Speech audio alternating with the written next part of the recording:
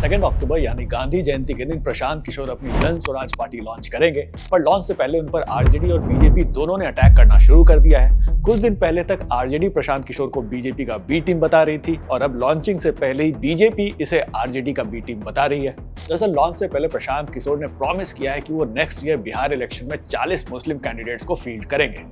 विधानसभा में 18% आपकी आबादी के हिसाब से जहां पर भी आपकी दावेदारी बनती है, कम से कम 40 विधायक आपके जरूर लड़ाए जाएंगे। और इस पर रिएक्ट करते हुए BJP IT cell chief Amit Malviya ने कह दिया है कि इंडियन पॉलिटिक्स में एक और प्रो मुस्लिम पार्टी इमर्ज हो चुकी है और बिहार में जन स्वराज और आरजेडी एक ही थाली के चट्टे बट्टे हैं।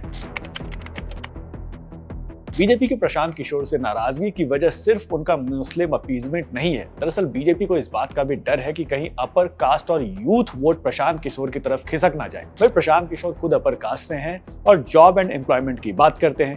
बीजेपी के एक लीडर ने हाईलाइट किया है कि प्रशांत किशोर की यात्रा उन रीजन्स को क्रॉस करती है जहां अपर कास्ट पॉपुलेशन ज्यादा है, जैसे चंपारण, सारण, मिथिलांचल वगैरह।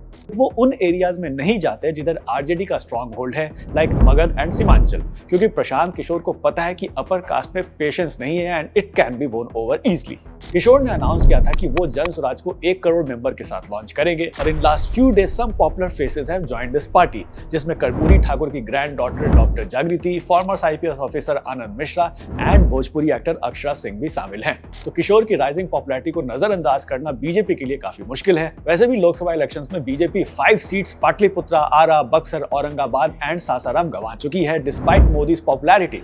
इसके अलावा Prashant Kishor has also announced to field 40 women candidate, जिससे बीजेपी की अलायंस पार्टनर जेडीयू थोड़ी नर्वस हो सकती है, क्योंकि जेडीयू विमेन वोट बैंक पे ज्यादा रिलाई करती है। जब प्रशांत किशोर ने अनाउंस किया कि वो 40 मुस्लिम कैंडिडेट्स फील्ड करेंगे तो लोगों को लगा कि वो आरजेडी के मुस्लिम वोट बैंक को काटने की कोशिश कर रहे हैं।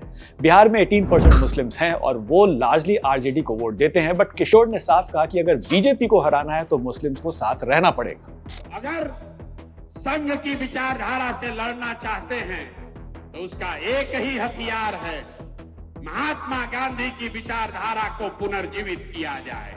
वही एक धारा है, दूसरा कोई उपाय नहीं है।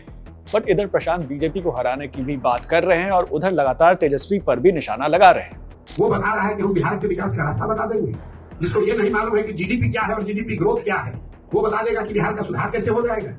मतलब जो बिहार जो कह रहा है कि हम सोशलिस्ट, हमारे पुरोधा, हमारे पुरखों का समाजवाद है, समाजवाद का जो डेफिनेशन खड़ा होकर नहीं बोल सकता है, वो समाजवाद पर चर्चा करेगा। वो समाजवाद पर चर्चा करेगा। तेजस्वी यादव को मैं चुनौती दे रहा हूँ, जरा खड़े होकर सोशलिज्म का 5 लाइन बोल दो बिना कागज देखे हुए।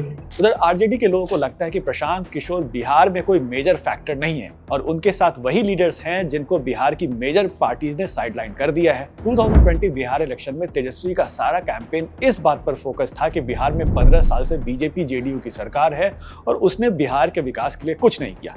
इसी प्लान को प्रशांत किशोर यूज कर रहे हैं to target both RJD and the JDU BJP alliance कि बिहार में इन्हीं पार्टीज की करीब 40 साल से राज है पर कोई डेवलपमेंट नहीं हुआ, इसलिए बिहार को एक नई पार्टी को मौका देना चाहिए। इनफैक्ट ये वही नैरेटिव है जिसको यूज करके अरविंद केजरीवाल दिल्ली में पावर में आए थे। अब प्रशांत किशोर अरविंद केजरीवाल की तरह सक्सेसफुल होते हैं या नहीं, ये तो नेक्स्ट ईयर इलेक्शंस के बाद ही पता चलेगा। Well, that's all for now. If you like this video, share it with your friends and family. Do not forget to subscribe to our channel India Today and Ask Them.